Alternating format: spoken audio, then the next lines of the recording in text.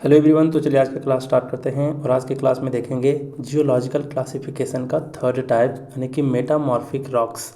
पिछले दो क्लास में हम देखे जियोलॉजिकल क्लासिफिकेशन का फर्स्ट टाइप जो क्या था आपका इग्नियस रॉक, उसके भी सारे टाइप्स को कवर किए।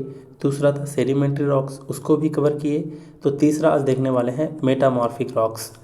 बात करते हैं थोड़ा सा। देखो यहाँ ये जो वर्ड बना है ये दो शब्द से बना है, एक तो मेटा है और दूसरा है मॉर्फ। मेटा का मतलब होता है चेंज हो जाना और मॉर्फ का मतलब होता है फॉर्म का चेंज होना। फॉर्म यानी कि किसी का शेप, ठीक है। तो किसी का शेप का चेंज हो जाना ही क्या कहलाता है, मेटामॉर्फिज्म या फिर मेटामॉर्फिक रॉक्स हम उसको ही कह देते हैं।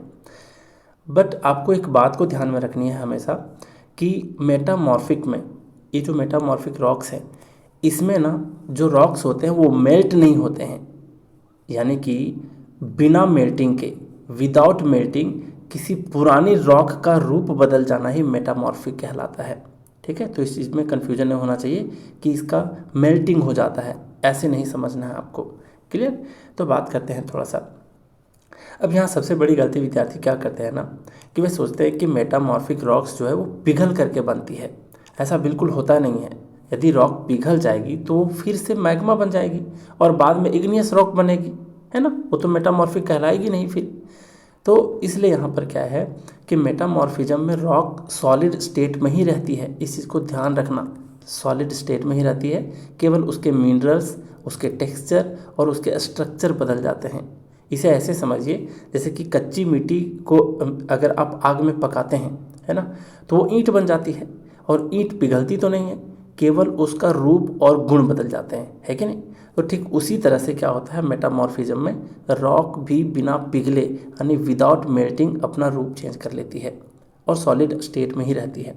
समझ गए। तो बहुत अच्छे तरीके से आप समझे होंगे। अब यहाँ पर हम जरा बात करते हैं कि इसके एजेंट्स कौन कौन हैं। एजेंट्स मतलब इसके रूप बदलने में जो हेल्प करते हैं वो कौन कौन से एजेंट हैं। तो इसको हेल्प करता है, एक हीट है, दूसरा है यहाँ पर हीट के साथ साथ एक प्रेशर है और तीसरा यहाँ पर होता है केमिकली एक्टिव फ्लूइड्स। ये तीन एजेंट्स होते हैं। तो अगर आप डिप्लोमा की तैयार मतलब डिप्लोमा में हो या फिर इंजीनियरिंग कर रहे हो तो ये सारे क्वेश्चन पूछे जा सकते हैं 2 मार्क्स में, 4 मार्क्स में, ठीक है। तो इसको ध्यान रखना कि एजेंट्स ऑफ मेटामॉर्फिज्म जो होता है वो हीट होता है, प्रेशर होता है, केमिकली एक्टिव फ्लूइड्स होते हैं। अब जरा बात करते हैं वन बाय वन कि किसका क्या असर होता है। यहाँ पर हीट, हीट यानी कि टेम्परेचर एक तरीके से changes mineral and texture. Heat जो है वो क्या करता है, रिक्रिस्टलाइजेशन करता है मिनरल का और न्यू टेक्सचर दे देता है हमें। तो हीट मेटामॉर्फिज्म का सबसे पहला कारण है, इस चीज़ को ध्यान रखोगे। तो जब कोई रॉक पृथ्वी के भीतर मैग्मा के पास पहुंच जाती है, मतलब उसके कांटेक्ट में आती है, तो उसको बहुत अधिक टेम्परेचर मिलेगा, है ना। तो इस हीट के कारण ही, इस टेम्परेचर के कारण ही रॉक के जो पुराने मिनरल्स होते हैं वो क्या होते हैं, वो मिनरल्स जो होते हैं वो बिल्कुल ही अनस्टेबल हो जाते हैं और नए मिनरल्स बनने लगते हैं, ठीक है। तो चेंजेस मिनरल हो जाते हैं, साथ ही छोटे छोटे जो है क्रिस्टल्स बनने लगते हैं, ठीक। मतलब छोटे छोटे जो क्रिस्टल्स होते हैं वो बड़े होकर के रिक्रिस्टलाइजेशन कर देते हैं। तो इस चीज़ को भी ध्यान रखोगे कि मिनरल्स, नए नए मिनरल्स बनते हैं क्योंकि बहुत हाई टेम्परेचर के कांटेक्ट में आने से ऐसा होता है। मिनरल्स भी अपने चेंज होने लगते हैं, साथ में छोटे छोटे वाले जो क्रिस्टल्स होते हैं वो बड़े बड़े होकर के रिक्रिस्टलाइजेशन भी करते हैं। और यहाँ पर ध्यान दीजिए कि केमिकल कंपोजिशन हमेशा नहीं बदलती है इसमें। हीट के कारण केमिकल कंपोजिशन जो है चेंज होती है लेकिन हमेशा नहीं, तो इस चीज़ को भी ध्यान रखना है। तो यहाँ पर मिनरल का चेंज होना और जो केमिकल कंपोजिशन का चेंज होना वो दो अलग बातें हैं, ठीक है। तो मिनरल चेंज होते हैं लेकिन केमिकल कंपोजिशन अक्सर चेंज नहीं होते। क्लियर। लेकिन मिनरल का जो स्ट्रक्चर है उसका और जो टेक्सचर है वो बदल जाता है, इसलिए यहाँ पर लिखा हुआ है चेंजेस मिनरल्स एंड जब वो क्रिस्टलाइजेशन, रिक्रिस्टलाइजेशन होगा, छोटे से छोटे जो क्रिस्टल्स होते हैं वो बड़े बड़े हो जाते हैं, तब उसको हम टेक्सचर कह देते हैं, मतलब उसका जो अपीयरेंस होता है उसको, ठीक है। तो टेक्सचर बदल जाते हैं, मिनरल के स्ट्रक्चर बदल जाते हैं, लेकिन केमिकल कंपोजिशन जो है हीट की वजह से हमेशा अनछुआ रहता है, मतलब वो जल्दी से चेंज नहीं होता। जैसे एक एग्जांपल ले सकते हैं इसके लिए, जैसे लाइमस्टोन है ना। लाइमस्टोन है बाद में मार्बल बन जाती है। तो लाइमस्टोन और मार्बल दोनों मुख्य रूप से इसके जो केमिकल कंपोजिशन होता है वो क्या होता है, कैल्शियम कार्बोनेट, है ना, CaCO3 यानी कैल्शियम कार्बोनेट। तो लाइमस्टोन को भी हम देख रहे हैं कि इसका केमिकल कंपोजिशन कैल्शियम कार्बोनेट है। बाद में मेटामॉर्फिज्म की वजह से अगर ये मार्बल बन जाती है तो भी इसका केमिकल कंपोजिशन कैल्शियम कार्बोनेट ही रहा, है ना। तो यहाँ तक समझ गए। लेकिन मार्बल में क्या होता है कि कैल्साइट के जो क्रिस्टल्स होते हैं वो बड़े होते हैं और आपस में इंटरलॉक्ड हो जाते हैं, मतलब कस जाते हैं, है ना, मतलब टाइट हो जाते हैं, एक तरीके से इंटरलॉक्ड हो जाते हैं। इसलिए मार्बल अधिक हार्ड और चमकदार भी दिखाई देती है, आप जानते हो। तो यही बात यहाँ पर जो मैं समझाया कि हीट जो है, हीट की वजह से रिक्रिस्टलाइजेशन होता है, यानी छोटे छोटे क्रिस्टल जो होते हैं बड़े बड़े आकार ले लेते हैं और नया टेक्सचर हमें देखने को मिलता है। पूरी बातें स्पष्ट है। ये सारी बातें मैं इसलिए भी इतना डिटेल बताता हूँ ताकि आप इसके एग्जाम्पल्स को बहुत इजीली याद कर पाओगे। अब जब टेबल देखोगे तो आपको समझ में आएगा कि मैं किन बातों पे फोर्स करता आया हूँ। नेक्स्ट यहाँ पर प्रेशर। प्रेशर यानी कि स्ट्रेस, स्ट्रेस बोलो प्रेशर बोलो, हालांकि टेक्निकली दोनों अलग चीज़ें हैं, लेकिन ध्यान रखो कि प्रेशर की बात हो तो यहाँ पर आप स्ट्रेस को कंसीडर कर सकते हो। तो प्रेशर इसका सबसे दूसरा महत्वपूर्ण कारण है किसका, मेटामॉर्फिज्म का। जैसे कि पृथ्वी के भीतर जब टेक्टोनिक प्लेट्स होते हैं, टेक्टोनिक प्लेट्स मतलब समझते हो ना, पृथ्वी जो बड़े बड़े चट्टानों में बनी है, जो बड़े बड़े चट्टानों में बनी है वो आपस में एक दूसरे की क्या होती हैं, आ तो दूर भागती हैं आ तो नज़दीक जाती हैं, ठीक है। तो बहुत बड़े बड़े चट्टान होते हैं, पढ़े होगे आप, है ना, पहले भी, मतलब ज्योग्राफी वगैरह में कभी पढ़े होगे, मतलब 10th क्लास तक में भी, तो आपको पता होगा टेक्टोनिक प्लेट्स होते क्या हैं, गोंडवाना लैंड वगैरह जो आप पढ़ते हो, है ना। तो यहाँ पर क्या होता है कि पृथ्वी के जो अंदर है बहुत भीतरी वाला जो टेक्टोनिक प्लेट्स होते हैं, ऐसे इस तरीके के जो टेक्टोनिक प्लेट्स होते हैं वो आपस में टकराती हैं, है ना। या फिर जो माउंटेन बिल्डिंग होती हैं, इसमें माउंटेन बिल्डिंग मतलब मान लो कि दो यहाँ पर बड़े बड़े चट्टान के टुकड़े हैं और टेक्टोनिक प्लेट्स बहुत बड़े बड़े आकार के होते हैं, तो ये दोनों अगर आपस में टकराए, इधर इधर प्रेशर लगे और टकराए तो एक क्या होता है, माउंटेन का फॉर्मेशन होता है, ठीक है। इस तरीके से एक माउंटेन का फॉर्मेशन हो जाता है। तो तब क्या होता है कि रॉक्स पर बहुत अधिक दबाव पड़ता है, मतलब यहाँ पर रॉक से मान लो और बहुत ज़्यादा प्रेशर होता है तो यहाँ पर बहुत अधिक दबाव पड़ता है, प्रेशर पड़ता है। और ये जो प्रेशर है वो रॉक्स को पिघलाता नहीं है, क्या करता है, उसको कंप्रेस करता है ना, इन दोनों तरीके से, दोनों तरफ से इसको कंप्रेस करता है। और इसी कंप्रेशन के कारण, यानी इसी दबाव के कारण मिनरल्स जो होते हैं वो एक दिशा में अलाइन होने लगते हैं। मैं बहुत इंपॉर्टेंट बात बता रहा हूँ क्योंकि अगले क्लासिफिकेशन में भी इस कॉन्सेप्ट का काम आएगा आपको, जो इसके एग्जाम्पल्स होते हैं उसको आइडेंटिफाई करने में। तो क्या होता है, इसी प्रेशर के कारण मिनरल्स जो होते हैं वो एक ही दिशा में अलाइन होने लगते हैं और इसी के कारण फॉलिएशन विकसित होती है। फॉलिएशन मतलब समझ रहे हो, फॉलिएशन मतलब जो पैरेलल बैंड्स दिखाई देते हैं ना, पैरेलल बैंड्स इस तरीके से जो दिखाई देती हैं, बैंड मतलब जो एक पट्टियाँ दिखाई देती है रॉक्स में एकदम डेफिनेट कलर का, है ना, इस तरीके से, तो इसको फॉलिएशन कहते हैं या फिर पैरेलल मिनरल बैंड्स भी कहते हैं, ठीक है। तो जब मिनरल्स एक दिशा में प्रेशर के वजह से अलाइन होने लगती हैं तब किसका निर्माण होता है, इस तरीके से फॉलिएशन का, यानी पैरेलल मिनरल के बैंड्स दिखाई देते हैं। तो कई बार छोटे क्रिस्टल्स जो होते हैं वो दब करके फिर से बड़े क्रिस्टल्स भी बना लेते हैं, जिसे भी रिक्रिस्टलाइजेशन कहते हैं, है ना। तो प्रेशर के वजह से रिक्रिस्टलाइजेशन भी होता है, जैसे यहाँ पर लिखा है कि कंप्रेशन होता है प्रेशर की वजह से, रिक्रिस्टलाइजेशन होता है रॉक्स का, तो ये बातें बिल्कुल आप समझ गए। फिर कि कंप्रेशन होता है और मिनरल का अलाइनमेंट होता है, मतलब किसी एक ही पर्टिकुलर डायरेक्शन में अलाइन होते जा रहे हैं इस तरीके से मिनरल्स, है ना। और इस तरीके से जब अलाइनमेंट होगा तो क्या होता है, फॉलिएशन बनता है और इसी पैटर्न को फॉलिएशन कह देते हैं। पैरेलल मिनरल बैंड्स, ध्यान रखना लेयर्स अलग होता है, फॉलिएशन अलग होता है। लेयर जो होता है वो हजारों लाखों सालों का वक्त लगता है इसमें, है ना, एक के ऊपर दूसरा लेयर आके जमा होने में, डिपॉजिट होने में, सेडिमेंट के डिपॉजिट होने में बहुत वक्त लगता है। तो वो लेयर्स अलग है और ये फॉलिएशन जो होता है ये बेसिकली किसके वजह से होता है, तो मिनरल्स के अलाइनमेंट के वजह से होता है, ठीक है। तो इस पॉइंट को आप ध्यान रखोगे।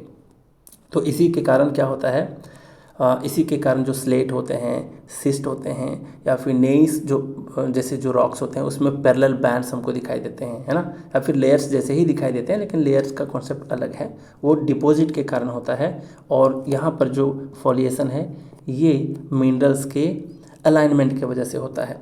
तो ध्यान रखोगे यहाँ पर कि प्रेशर की वजह से क्या होता है, रिक्रिस्टलाइजेशन भी होते हैं, जैसे हीट में होते थे, है ना।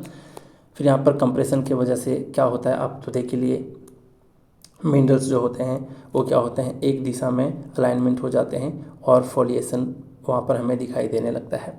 क्लियर, तो ये सारी बातें क्लियर हैं। फिर यहाँ पर बात करते हैं केमिकली एक्टिव फ्लूइड्स, जो थर्ड यहाँ पर है केमिकली एक्टिव फ्लूइड्स। यहाँ दिया है cause chemical changes chemical composition. ठीक है, तो हीट में नहीं होता था केमिकल कंपोजिशन, इस पर काफ़ी ज़्यादा एम्फेसाइज किए। तो तीसरा जो कारण है वो है केमिकली एक्टिव फ्लूइड्स, यानी कि पृथ्वी के बहुत अंदर यानी भीतर जो है वो केवल हीट और प्रेशर ही नहीं होते, बल्कि हाइड्रोथर्मल फ्लूइड्स भी होते हैं, यानी कि गर्म पानी भी होता है एक तरीके से, और भी बहुत सारे केमिकल रिच फ्लूइड्स होते हैं वो भी मौजूद होते हैं। तो ये फ्लूइड्स क्या करते हैं ना, ये जो फ्लूइड्स होते हैं पृथ्वी के कोर वाले पोर्शन में, ये फ्लूइड्स रॉक के भीतर प्रवेश करके पुराने मिनरल्स के साथ केमिकल रिएक्शन करते हैं और नए मिनरल्स बना देते हैं। तो कई बार रॉक की केमिकल कंपोजिशन भी इसमें बदल जाती है, कॉजेस केमिकल चेंजेस, इसलिए यहाँ पर कहा गया है। ठीक है, तो कई बार रॉक की केमिकल कंपोजिशन तो बदल ही जाती है और इसी प्रक्रिया को हम क्या कह देते हैं, मेटासोमेटिज्म। एक वर्ड आता है मेटासोमेटिज्म। ठीक है, बस आप सुन लो, है ना, मेटा के साथ यहाँ पर मॉर्फिज्म है तो वहाँ पर सोमेटिज्म ध्यान रखना। तो किस प्रक्रिया को हम कहते हैं मेटासोमेटिज्म। क्या होता है कि जब मिनरल्स जो होते हैं वो क्या करते हैं, जो पुराने मिनरल्स होते हैं उस ये जो एक्टिव फ्लूइड्स होते हैं ना, ये सारे एक्टिव फ्लूइड्स रॉक के अंदर प्रवेश करते हैं और मिनरल के साथ केमिकल रिएक्शन कर देते हैं और नए मिनरल बना देते हैं और इसी नए मिनरल के फॉर्मेशन को ही यानी कि केमिकल कंपोजिशन चेंज कर देते हैं। ठीक है, तो इसी को कह देते हैं मेटासोमेटिज्म। यानी कि यहाँ हीट जो है वो केवल मिनरल्स को नहीं बदलती, बल्कि फ्लूइड्स भी केमिकल परिवर्तन करा सकते हैं, इस चीज़ को भी ध्यान रखोगे। ठीक, तो फ्लूइड्स क्या करता है यहाँ पर, chemically active fluids chemical change को कॉज करता है। क्लियर, मतलब केमिकल कंपोजिशन को भी चेंज कर सकता है। तो ये छोटे छोटे पॉइंट्स ध्यान में रखोगे। अब हम बात करते हैं कि टाइप्स ऑफ मेटामॉर्फिज्म कौन कौन से हैं। यहाँ बात करते हैं टाइप्स ऑफ मेटामॉर्फिज्म को जानने से पहले बस आपको आपके दिमाग में एक क्वेश्चन आना चाहिए कि रॉक को हीट और प्रेशर किस तरीके से मिलते हैं वहाँ पर, मतलब पृथ्वी के अंदर जो है वो जो रॉक है उसको हीट और प्रेशर किस तरह से मिला जाता है, किस तरह से मिलता है, और इसी के आधार पर, इसी प्रश्न के आधार पर हम मेटामॉर्फिज्म को चार पार्ट में हम क्या करते हैं, डिवाइड करते हैं, क्लासीफाई करते हैं। तो पहला आ जाता है आपका थर्मल कॉन्टैक्ट मेटामॉर्फिज्म। इसको थर्मल मेटामॉर्फिज्म भी कहते हैं या फिर कॉन्टैक्ट मेटामॉर्फिज्म भी कहते हैं। क्यों कहते हैं ये सारी बातों को मैं समझाऊंगा, पहले यहाँ ध्यान दो कि थर्मल कॉन्टैक्ट मेटामॉर्फिज्म है, इसमें हीट होता है क्योंकि थर्मल है तो हीट भी होगा, है ना। हाई टेम्परेचर होता है यानी नियर मैग्मा, हाई टेम्परेचर होगा, ऑब्वियस सी बात है, पिघले हुए ये रॉक्स मैग्मा कहलाते हैं। और इसके एग्जाम्पल है मार्बल, क्वार्टजाइट और हॉर्नफेल्स। ये तीनों एग्जाम्पल को ध्यान रखोगे, वैसे मैं याद करवा दूंगा, टेंशन मत लो।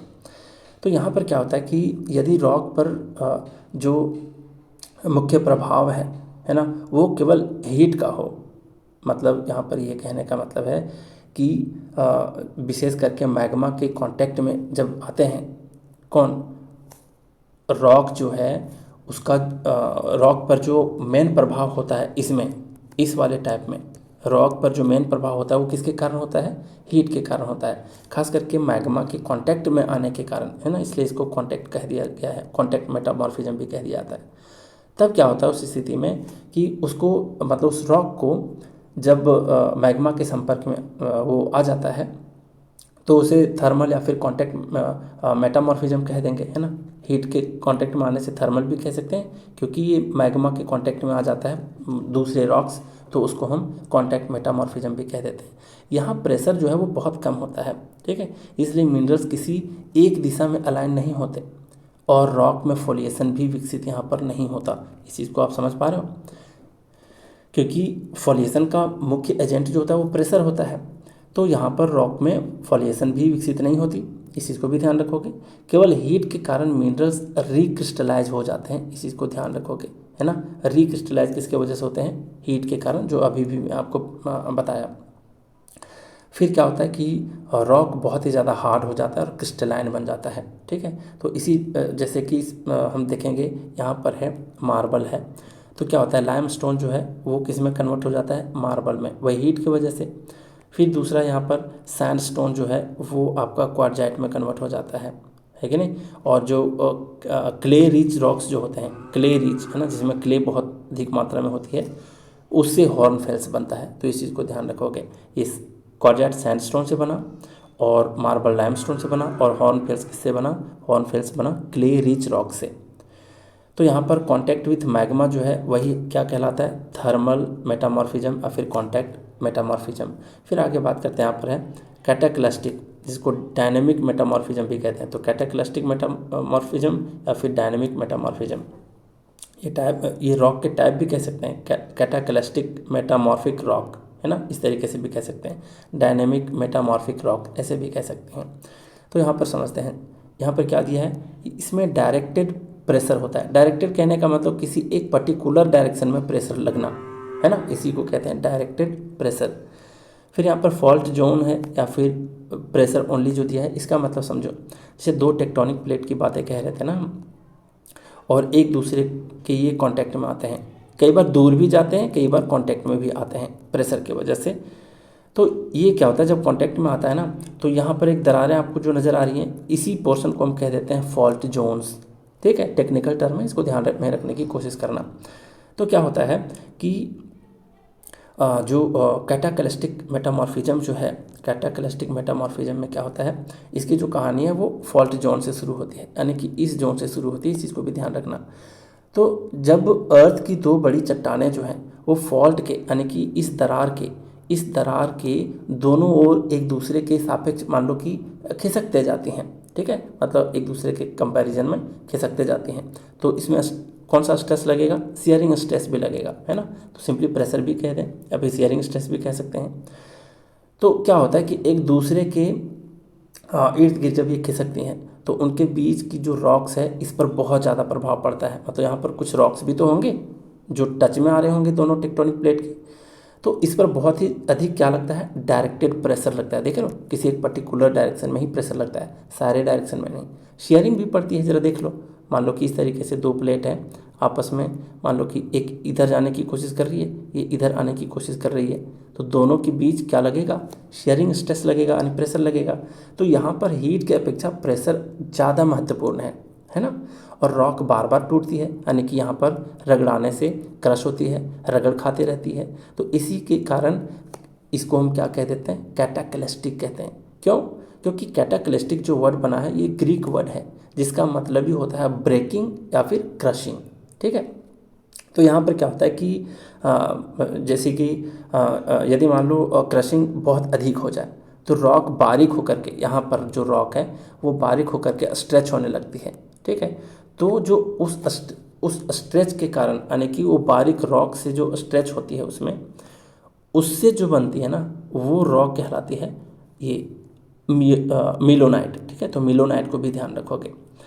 और यदि रॉक के जो बड़े एंगुलर पीसेस टूट जाएं, मान लो यहाँ से टूट रहे हैं छोटे छोटे एंगुलर पीसेस इस तरीके से, तो उसको क्या कहा जाता है, फॉल्ट ब्रेसिया कहा जाता है। फॉल्ट ब्रेसिया ध्यान रखना एंगुलर शेप का होता है। ठीक है, तो यहाँ तक आप समझ गए। या फिर इसको कई बार कैटाक्लेसाइट भी कहते हैं। और कैटाक्लेसाइट क्यों कहते हैं, क्योंकि मैं बता दिया कि ये जो कैटाक्लेस्टिक है ये ग्रीक वर्ड है, जिसका मतलब होता है क्रशिंग से बनना, क्रशिंग होना, या फिर वहाँ पर कह सकते हो ब्रेकिंग होना। तो क्योंकि ये फॉल्ट ब्रेसिया जो है वो ब्रेक होकर के ही, देखो है ना, एंगुलर शेप में आके आपको दिखाई दे रहा है।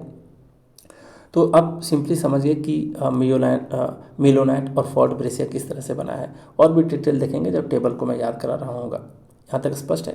अब यहाँ पर समझने वाली बात है कि इसको डायनेमिक क्यों कह दिया जाता है भाई।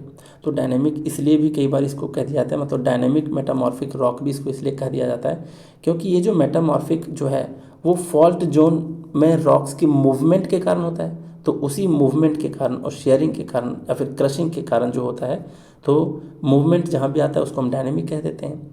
यानी कि यहाँ प्रेशर स्टेबल नहीं होता, बल्कि फॉल्ट जैसे यहाँ पर मैं बताया फॉल्ट वाला जोन, इस जोन को कहते हैं फॉल्ट जोन। तो यहाँ पर प्रेशर जो है वो स्थिर बिल्कुल नहीं होता। और क्या होता है, फॉल्ट के दोनों जो रॉक्स एक दूसरे के सापेक्ष हम बोल सकते हैं, उसके मतलब रिलेटिव में खिसकते रहती हैं, मूव करते रहती हैं। और इसी गतिशील के कारण, है ना, गतिशील जो डायनेमिक है, गतिशील होना मतलब डायनेमिक होना, इसी डायनेमिक दबाव के कारण रॉक्स टूटती हैं और आपस में पिसती हैं। तो पिसती हैं तब हम क्या बन जाता है वहाँ पर, मिलोनाइट। और जब टूटती हैं एंगुलर शेप में तब उसको हम फॉल्ट ब्रेसिया कह देते हैं, जिसका दूसरा नाम है कैटाक्लेसाइट। ठीक है, तो इस चीज़ को ध्यान रखोगे। तो कैटाक्लेसाइट मतलब समझ गए कि ब्रेकिंग और क्रशिंग से बनता है। डायनेमिक मतलब जो फॉल्ट में, इस फॉल्ट वाले जोन में मूवमेंट के कारण जो डायरेक्टेड प्रेशर उत्पन्न होता है, इसलिए उसको डायनेमिक कह देते हैं। और दोनों मिला करके हम इसको कह देते हैं कैटाक्लेस्टिक मेटामॉर्फिज्म या फिर डायनेमिक मेटामॉर्फिज्म। ठीक है, तो इसका सिंपली अर्थ क्या हो गया, कैटाक्लेसाइट या फिर डायनेमिक मेटामॉर्फिज्म का इसका मतलब हुआ फॉल्ट जोन में रॉक्स की जो मूवमेंट है उससे जो उत्पन्न हो रही है क्रशिंग और शेयरिंग, है ना, उसी के द्वारा जो होने वाला मेटामॉर्फिज्म है उसको हम कैटाक्लेस्टिक और फिर डायनेमिक मेटामॉर्फिज्म कह देते हैं। क्लियर है, तो आप बहुत अच्छे से समझ गए होंगे। सिंपली याद रखने वाली बात है इसमें क्या, कि फॉल्ट जोन में क्रशिंग होती है और वहाँ पर कैटाक्लेस्टिक मेटामॉर्फिज्म हो जाता है। ब्रेकिंग और क्रशिंग का मतलब ही होता है कैटाक्लेस्टिक। ठीक है, तो यहाँ तक बिल्कुल ही स्पष्ट होगा। अब बात करते हैं थर्ड टाइप में। यहाँ पर दिया है क्या, डायनेमो थर्मल मेटामॉर्फिज्म, मतलब दोनों है यहाँ पर। यदि हीट और डायरेक्टेड प्रेशर जो है, डायरेक्टेड प्रेशर मतलब किसी एक पर्टिकुलर डायरेक्शन में प्रेशर पड़ रहा है, दोनों साथ साथ जब काम करें, मतलब हीट भी और डायरेक्टेड प्रेशर भी, ठीक है, तभी उसे हम क्या कह देते हैं, डायनेमो थर्मल मेटामॉर्फिज्म। डायनेमो मतलब मूवमेंट करना, थर्मल मतलब हीट से संबंधित है। तो आप चीज़ों को समझ गए। तो यही मेटामॉर्फिज्म सबसे अधिक जो है वो माउंटेन बिल्डिंग में, माउंटेन बिल्डिंग मतलब समझ लो, जिसको हम कह देते हैं ओरोजेनी। ठीक है, ओरो का मतलब भी होता है पहाड़ यानी कि पर्वत, और जेनी का मतलब होता है जिनेसिस यानी कि उत्पन्न होता है। तो पहाड़ किस तरीके से बनता है, किस तरह से बिल्ड होता है, उसके बारे में कह रहा है। तो ये जो मेटामॉर्फिज्म होता है, डायनेमो थर्मल मेटामॉर्फिज्म, ये सबसे अधिक माउंटेन बिल्डिंग के समय होता है। ठीक है, जब माउंटेन बन रहा होता है, मतलब जब टेक्टोनिक प्लेट्स आपस में टकराती हैं तो रॉक्स पृथ्वी के जो भीतर गहराई में दब जाती हैं, है ना, जिसको डीप बरियल कह देते हैं, और साथ में टेक्टोनिक स्ट्रेस भी मिलता है।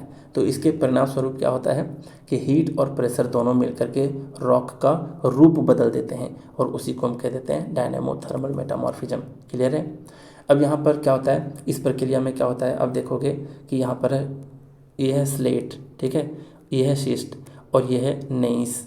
अब देखो ये तीनों के जो पेरेंट रॉक होता है ना, वो होता है आपका शेल, ये वाला शेल, ठीक है, जो क्ले से बनता है। तो यहाँ पर शेल जो है वो दबते जाता है, बहुत ज़्यादा हीट और प्रेशर पाता है तो वो बन जाता है स्लेट। स्लेट पर बहुत ज़्यादा हीट और प्रेशर रहता है तब वो शिस्ट में कन्वर्ट होता है, और शिस्ट पर बहुत ज़्यादा हीट और प्रेशर पड़ता है तब ये नेइस में कन्वर्ट हो जाता है। और ये तीनों किसके एग्जाम्पल हैं, डायनेमो थर्मल मेटामॉर्फिज्म का। क्लियर है सारी बातें, तो इसको ध्यान रखोगे। और ऑब्वियस सी बात है कि डायरेक्टेड प्रेशर लगता है, तो डायरेक्टेड प्रेशर की वजह से क्या होता है, फॉलिएशन क्रिएट होता है। तो ये सारे रॉक्स जो हैं ये फॉलिएटेड भी होते हैं। ठीक है, तो एग्जाम्पल आप ऐसे ध्यान में रखने की कोशिश करना। अब जरा बात करते हैं, कई बार ना इसको रीजनल भी कह देते हैं, मतलब रीजनल मेटामॉर्फिज्म। डायनेमो थर्मल को कई बार रीजनल कह दिया जाता है। कई बुक में आपको रीजनल देखने को मिलेगा। तो रीजनल मेटामॉर्फिज्म क्यों कहा जाता है इसको इसलिए कहा जाता है कि वास्तव में जो डायनेमो थर्मल और जो रीजनल हैं वो दोनों अलग अलग शब्द हैं, लेकिन कई बुक्स में, जियोलॉजी के बुक्स में खास करके इन्हें एक साथ लिख दिया जाता है। मतलब डायनेमो थर्मल को ब्रैकेट में आपको देखने को मिलेगा रीजनल। ठीक है, अब ऐसा इसलिए होता है क्योंकि अधिकांश जो रीजनल मेटामॉर्फिज्म होता है वो डायनेमो थर्मल ही होता है। पहले तो यहाँ पर समझो कि डायनेमो का अर्थ, मैं तो पूरा डिटेल बता ही देता हूँ आपको। डायनेमो का अर्थ पहले समझ लो। डायनेमो का क्या मतलब होता है, डायनेमो का मतलब होता है कि जो बिजली बनाने वाली मशीन होती है, जनरेटर होता है, उसको हम डायनेमो कह देते हैं। और ये एक ग्रीक वर्ड है, डायनेमिस वर्ड से आया है ये। ठीक है, डायनेमिस वर्ड से आया है। तो डायनेमिस का मतलब होता है फोर्स या फिर प्रेशर, इसलिए यहाँ पर डायनेमो जो है वो प्रेशर, खास करके यहाँ पर डायरेक्टेड प्रेशर की बात होती है। फिर थर्मल है जो कि हीट को इंडिकेट करता है, तो डायनेमो थर्मल जो है उसका मतलब आप समझ गए। फिर रीजनल इसको क्यों लिखा जाता है ब्रैकेट में, रीजनल मेटामॉर्फिज्म भी क्यों कहा दिया जाता है, क्योंकि ये जो मेटामॉर्फिज्म है वो किसी छोटी जगह पर नहीं होती, लोकल एरिया में नहीं होती, बल्कि बहुत ही बड़े क्षेत्र में होता है, यानी कि बहुत ही बड़े रीजियन में होता है ना। तो अगर इसका उदाहरण के लिए देख सकते हैं, तो जब दो टेक्टोनिक प्लेट्स जो होते हैं आपस में टकराते हैं और हिमालय जैसे पर्वत बन जाते हैं, तो केवल 1-2 किलोमीटर की रॉक तो नहीं बदलती है, यहाँ पर जो रॉक चेंज हो जाती है वो सैकड़ों किलोमीटर तक की रॉक जो है वो हीट और प्रेशर से मेटामॉर्फिज्म का शिकार हो जाती है कि नहीं। तो इसीलिए ये बहुत बड़े रीजन में होती है, इसीलिए इसको हम रीजनल मेटामॉर्फिज्म भी कह देते हैं। इस चीज़ को ध्यान रखोगे, क्लियर है। और इसके एग्जांपल हैं स्लेट, सीस्ट और नेइस। स्पष्ट है सारी बातें। तो यहाँ ध्यान रखोगे कि माउंटेन बिल्डिंग वाली बात हो तो डायनेमो थर्मल मेटामॉर्फिज्म होता है, हीट भी आता है, साथ साथ में प्रेशर भी आता है, लेकिन डायरेक्टेड प्रेशर होता है यहाँ पर। इस चीज़ को ध्यान रखना, डायरेक्टेड प्रेशर मतलब एक सिंगल डायरेक्शन में। डीप बरियल की बात होती है और यहाँ पर टेक्टोनिक स्ट्रेस भी लगता है। ये सारी बातों को यहाँ पर मैं क्लियर कर दिया, ठीक है।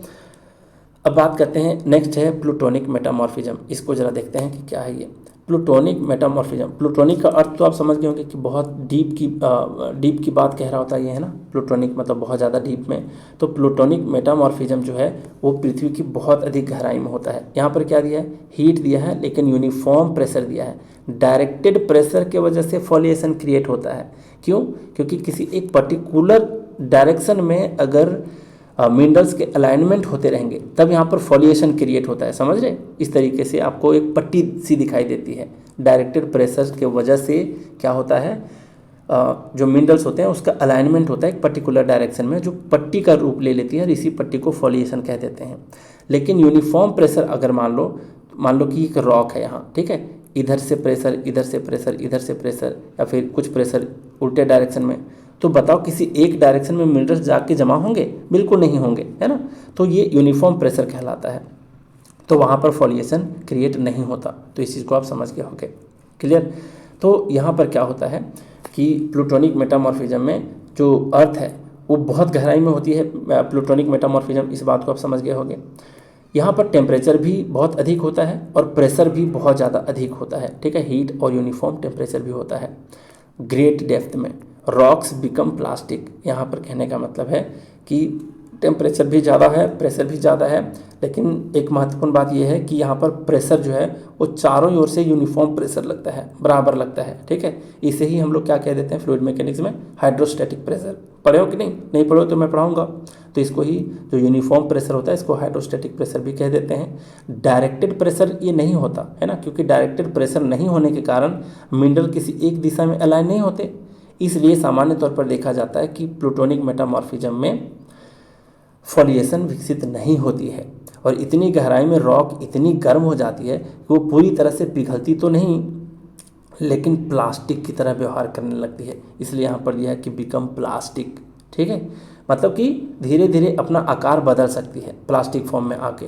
तो इस प्रकार के मेटामॉर्फिज्म का जो सबसे बड़ा एग्जाम्पल है वो है ग्रेनुलाइट, ठीक है। कुछ अगर बुक्स देखोगे आप तो कुछ बुक्स में नेइस जो है ना, ये वाला नेइस जो डायनेमो थर्मल मेटामॉर्फिज्म जो है, इसको भी कई बार प्लूटोनिक मेटामॉर्फिज्म का एग्जाम्पल मान लिया जाता है, क्योंकि हाई ग्रेड मेटामॉर्फिज्म की जो होती है वो गहराई में भी विकसित हो सकता है ना। मतलब नेइस जो है वो कई बार बहुत ज़्यादा गहराई में भी विकसित हो सकता है। लेकिन अगर नेइस पूछ दे और ये दोनों ऑप्शन रहे तो आपको सीधा टिक लगाना है डायनेमो थर्मल मेटामॉर्फिज्म में। तो मुझे उम्मीद है कि आप बहुत अच्छे तरीके से सीख गए होंगे ये सारी बातें। अब ज़रा बात करते हैं इस पूरी मेटामॉर्फिज्म को अगर शॉर्ट में अगर मैं बताने की कोशिश करूं तो मान लीजिए कि जैसे आप कल्पना कीजिए कि एक पुरानी रॉक पृथ्वी के भीतर चली गई है, ठीक है। ये पृथ्वी है और एक बहुत बड़ी रॉक है जो अंदर चली गई है। यदि वो मैग्मा के पास पहुंचती, यानी पिघले हुए रॉक्स के पास पहुंची, तो केवल हीट मिली और थर्मल मेटामॉर्फिज्म हुआ, ठीक है। सिर्फ हीट की वजह से थर्मल मेटामॉर्फिज्म हुआ। यदि वो फॉल्ट जोन में फंस गई, मतलब दो टेक्टोनिक प्लेट के बीच में जाकर के फंस गई, इस तरीके से ये प्लेट है और इसमें बीच में फंस गई है, तो केवल क्रशिंग और डायरेक्टेड प्रेशर उसको मिलता है, ठीक है। क्रशिंग मिलता है मतलब डायरेक्टेड प्रेशर की वजह से क्रशिंग भी होगी। और वहाँ पर क्या होता है, उसके वजह से कैटाक्लिस्टिक यानी डायनेमिक मेटामॉर्फिज्म होता है। और यदि वो माउंटेन बिल्डिंग के दौरान गहराई में दब गई, है ना, मान लो ये दोनों टेक्टोनिक प्लेट की वजह से यहाँ पर माउंटेन क्रिएट हुआ और ये जो है अंदर ही दबी रह गई, जहाँ पर हीट है और डायरेक्टेड प्रेशर दोनों मिल जाते हैं, तो वो डायनेमो थर्मल यानी कि रीजनल मेटामॉर्फिज्म कहलाएगा। इस चीज़ को आप समझ गए, बिल्कुल समझ गए हो गए। और यदि ये बहुत गहराई तक ये जो रॉक है बाहर से आई है अंदर गई है, मतलब मैं इमेजिन करने बोला था, और वो बहुत गहराई तक मान लो चली गई है, जहाँ चारों ओर से एक जैसा प्रेशर उसको मिले, है ना, चारों तरफ से यूनिफॉर्म प्रेशर मिले, हाइड्रोस्टैटिक प्रेशर मिले और बहुत अधिक हीट भी मिले, तो वहाँ पर क्या होता है, प्लूटोनिक मेटामॉर्फिज्म होता है। इस चीज़ को आप समझ के, ठीक है। तो आपको मुख्य रूप से जो है वो 2 क्वेश्चन पूछना चाहिए मेटामॉर्फिज्म के संदर्भ में, जब भी इससे रिलेटेड कोई क्वेश्चन आ जाए तो, या फिर इसके कॉन्सेप्ट को अगर समझना हो तो। पहला क्वेश्चन क्या है कि रॉक को बदलने वाला जो मुख्य एजेंट है वो कौन कौन सा है। तो मुख्य एजेंट में मैं इन तीनों में क्या बताया आपको, एक हीट बताया, दूसरा प्रेशर और तीसरा केमिकल फ्लूइड्स बताया, है ना।